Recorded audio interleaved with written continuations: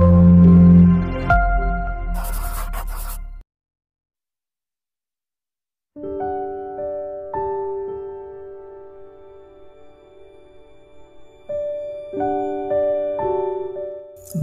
sih cinta itu kok rasanya sering menyakitkan? Kata Osho, cinta itu menyakitkan karena menciptakan jalan menuju kebahagiaan. Cinta itu menyakitkan karena dia mengubah. Cinta adalah transformasi. Setiap transformasi akan menyakitkan karena yang lama harus ditinggalkan demi yang baru. Yang lama sudah familiar, aman. Yang baru sama sekali tidak diketahui. Engkau akan bergerak di lautan yang belum dipetakan. Engkau tidak akan menggunakan pikiran pada hal baru, sedangkan dengan yang lama pikiran telah terampil. Pikiran hanya bisa berfungsi dengan yang lama. Dengan yang baru, pikiran sama sekali tidak berguna. Jadi cinta itu kan membawa transformasi perubahan dalam hidup. Tentu saja perubahan itu pahit. Karena kita berhadapan dengan situasi baru yang tidak sama dengan sebelumnya. Oleh karena itu, rasa takut pun muncul. Meninggalkan dunia lama yang nyaman, aman, mudah, menimbulkan rasa sakit. Sakit yang sama dirasakan seorang anak ketika keluar dari rahim ibunya. Sakit yang sama dirasakan burung saat keluar dari telurnya. Ini adalah rasa sakit yang sama yang akan dirasakan burung ketika dia pertama kali mencoba mengepakkan sayapnya. Jika emas ingin dimurnikan, maka harus melalui api. Cinta adalah api.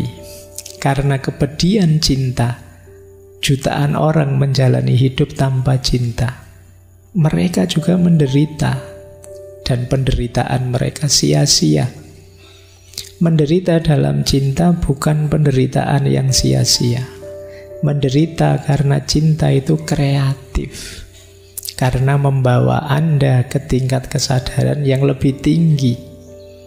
Menderita tanpa cinta adalah satu kesia-siaan karena tidak membawa kita kemanapun. Membuat Anda terus bergerak dalam lingkaran setan yang sama. Jadi cinta itu membawa perubahan besar dalam hidup kita. Cinta itu memurnikan kita, menyucikan kita. Ego-ego kita dibersihkan. Itu yang membuat tidak nyaman. Biasanya kita mengejar kesenangan, kenyamanan kita. Sekarang berubah. Kita dituntut untuk peduli, untuk perhatian. Untuk tidak sekedar mencari kesenangan kita sendiri. Itulah yang menyakitkan memang.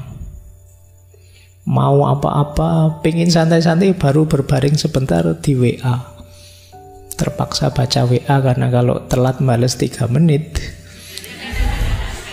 urusannya bisa panjang. Itu kan ini menyakitkan. Harus capek-capek peduli, mikir, dan lain sebagainya.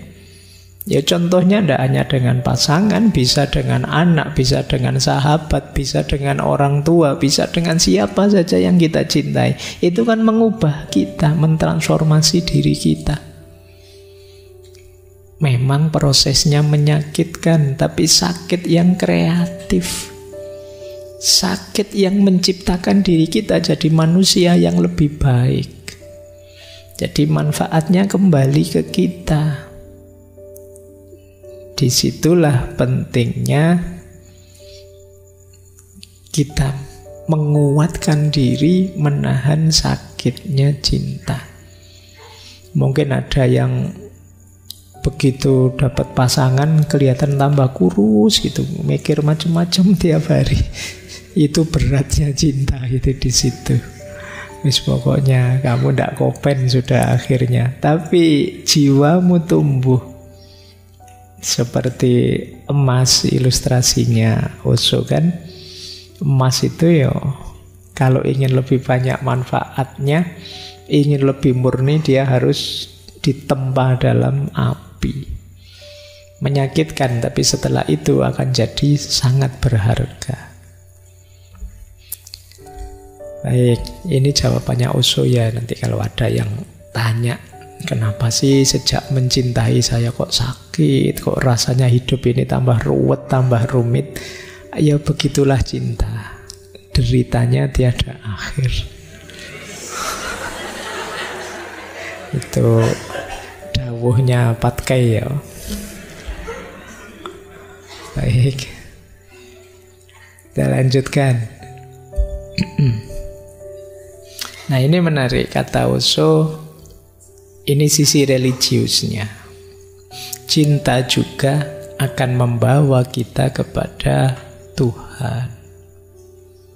Bagaimana ceritanya? Itu kalimatnya Osho. Kekasih, aku mencintaimu. Cinta adalah pesanku. Biarlah itu menjadi pesanmu juga.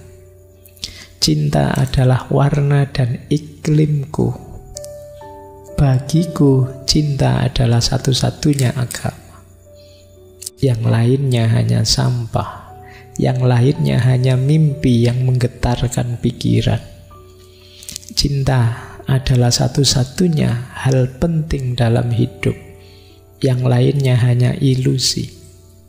Biarkan cinta tumbuh dalam dirimu dan Tuhan akan hadir dengan sendirinya. Jika engkau merindukan cinta, engkau akan merindukan Tuhan dan segalanya. Mereka yang mengenal cinta pasti mengenal Tuhan, namun tidak sebaliknya. Mereka yang hanya berpikir tentang Tuhan dan berfilsafat tentang Tuhan mungkin tidak pernah tahu tentang cinta dan juga tidak akan pernah tahu tentang Tuhan. Jadi mencintai adalah jalan untuk sampai pada Tuhan. Kalau versinya Osho, ya mungkin bisa kita geser sedikit ke pendapatnya Imam Ghazali. Kalau teman-teman membaca Kimia Usa'adah, di situ beliau menjelaskan ketika kita mencintai apapun, coba kita dalami sekalian cinta itu, dan dalam aspek terdalamnya cinta, di situ kita akan ketemu cinta ilahiyah, cinta pada Tuhan. Misalnya, kalau teman-teman cintanya pada yang cantik-cantik, yang ganteng-ganteng, yang indah-indah, loh itu kalau kita teruskan sampai ketemu puncaknya cantik dan indah, yang maha indah itu kan Allah, Tuhan. Jadi cinta pada keindahan akan membawa kita pada Allah. Kalau kita cinta yang kuat-kuat, yang gagah, yang punya kekuasaan, mungkin ada yang senang jabatan, itu kan cinta kekuasaan. Kalau kita lanjutkan sampai dalam dengan refleksi kontemplasi, bukankah puncaknya yang maha kuasa adalah Tuhan, adalah Allah? Kalau kita senang dengan orang baik, saya cinta padamu karena kamu baik. Loh itu kalau kita sadari lebih dalam, orang yang hanya membuat kebaikan sedikit saja pada kita, kita bisa jatuh cinta padanya. Apa kita lupa Allah yang maha baik pada kita? Jadi ini ilustrasi dari Imam Ghazali ya. Sederhananya bahwa lewat jalan cinta itu kita bisa sampai pada Allah. Kalau di Osho kan tadi lebih ekstrim. Orang yang mengenal cinta akan mengenal Tuhan. Tapi orang yang sekedar memikirkan Tuhan pasti tidak akan ketemu cinta, dan kemungkinan juga tidak akan ketemu Tuhan. Kenapa? Pikiran itu terbatas. Banyak filosof-filosof yang menggunakan akalnya untuk membuktikan Tuhan, pada akhirnya tidak ketemu dan terus kesimpulannya jadi ateis. Ada jawaban menarik. Dulu pernah kita bahas jawabannya presiden pertama kita, Pak Soekarno itu. Satu ketika beliau ditanya, "Wahai Pak Presiden, sampean kan punya banyak anugerah doktor honoris causa karena kepandaiannya. Sampean yang punya banyak gelar doktor honoris causa itu apa masih percaya Tuhan? Buktinya apa? Kok masih percaya dengan Tuhan itu?" Jawabannya Pak Karno, "Saya tidak tahu buktinya apa adanya Tuhan itu. Argumen apa yang pas untuk menjelaskan adanya Tuhan. Tapi beberapa pengalaman hidup saya mengindikasikan Tuhan memang ada. Kalau tanpa campur tangannya Tuhan, tidak mungkin peristiwa-peristiwa ini terjadi." Itu salah satu contoh. Jadi membuktikan Tuhan tidak hanya pakai akal, tapi dari pengalaman kita. Ada banyak yang tidak ngira ya tiba-tiba bisa melakukan itu. Kejadiannya bisa begitu. Misalnya seperti proklamasi kemerdekaan, itu kan sebenarnya Pak Karno tidak ingin hari itu memproklamasikannya, masih ingin mengurus beberapa hal lagi, tiba-tiba dipaksa oleh anak-anak muda, diculik, dipaksa. Loh, ini kan yang kerja kuasanya Tuhan. Bahkan saya tidak ingin pun diseret-seret sampai ke titik itu. Nah, itu tidak mungkin kebetulan. Nah, ini contoh, salah satu contoh untuk menunjukkan bahwa pembuktian Tuhan ya tidak selalu dengan akal. Baik, kita lanjutkan ya. Nah, ini terus ada nasihat-nasihat dari Osho. Yang pertama, kalau ini praktis ya untuk pasangan. Kalau tadi mungkin lebih universal cintanya, kalau ini untuk pasangan saja, cinta-cinta romantik. Pesannya Osho apa? Jangan mencari kesempurnaan. Orang mengira mereka bisa mencintai hanya jika menemukan pasangan yang layak. Omong kosong. Engkau tidak akan pernah menemukannya. Orang mengira mereka akan mencintai hanya jika mereka menemukan pria atau wanita sempurna. Omong kosong. Engkau tidak akan pernah menemukannya. Karena wanita sempurna dan pria sempurna tidak ada. Jika mereka ada, mereka tidak akan peduli dengan cintamu. Mereka tidak akan tertarik. Saya pernah mendengar tentang seorang pria yang tetap melajang sepanjang hidupnya karena dia mencari wanita yang sempurna.